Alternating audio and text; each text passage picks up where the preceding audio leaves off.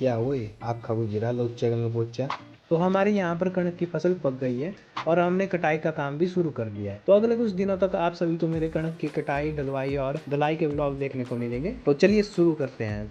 तो दोस्तों अभी मैं भर रहा हूँ मैल, तो इसे मैं फेंकूंगा जहाँ हम कणक की कटाई कर रहे हैं। तो वो खेत घर से ज़्यादा दूर है, तो इसलिए हम कणक की कटाई के साथ साथ मैल का ढेर खेतों में लगा देते हैं, ताकि हमें अगली फसल लगाने के टाइम मैल फेंकने में आसानी हो। तो दोस्तों मम्मी तो आगे चले गए हैं, तो इसलिए मुझे अपने आप ही मैल भरना पड़ रहा है। मैल का बोरू भर के, अपना हथियार पढ़ के और अपनी प्यारी कल्लू को बाय बाय बोल के मैं निकल पड़ता हूँ रोपड़ नगरी को। तो दोस्तों धूप आज कुछ ज्यादा ही तेज है, मुझे लगता है सूर्यदेव आज मुझे काला करके ही मानेंगे।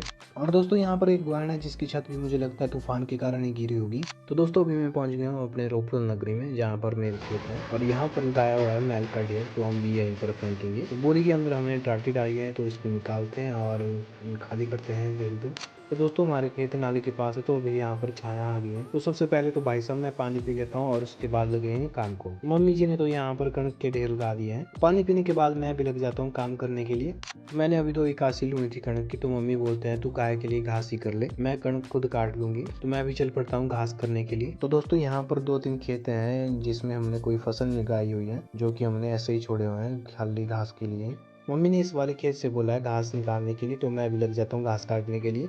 और ये निकाल दिया मैंने यहाँ पर घास, और ये है यहाँ पर गंज। तो भाई घास से ज्यादा तो यहाँ पर गंज निकल गया। और दोस्तों यहाँ पर हमें दिख जाता है चंदा मामा। बाकी इसका मुझे रियल नेम तो पता नहीं, बट हम बचपन में इसे चंदा मामा ही बोलते थे। और ये क्या नाले में कुछ तो है भाई साहब, पर पता नहीं है क्या। आगे जाकर तो देखा मैंने, पर यहाँ पर कुछ दिखा नहीं दोस्तों। तो अभी बारी है अपने लिए हेल बांधने की। तो दोस्तों दुपट्टा छोटा पड़ रहा था हेल बांधने के लिए, तो इसलिए मैंने इसके 2 दुफाड़ कर लिए और दोनों को बांध दी। और ये कर दी है मैंने अपने लिए हेल के। यार मम्मी तो चले गए, तो अब मैं भी चलता हूँ घर को।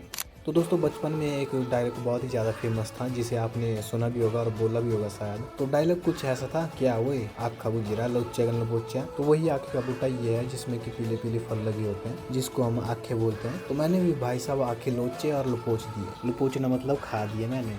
तो दोस्तों अभी मैं पहुंच गया हूँ घर के पास वाले खेतों में, और यहीं पर मैं अपनी कणक की हेल रखूंगा। और ये देखिए दोस्तों बहुत ही ज़्यादा प्यारा व्यू देखने को मिलता है हमें यहाँ पर शाम के वक्त हर रोज़।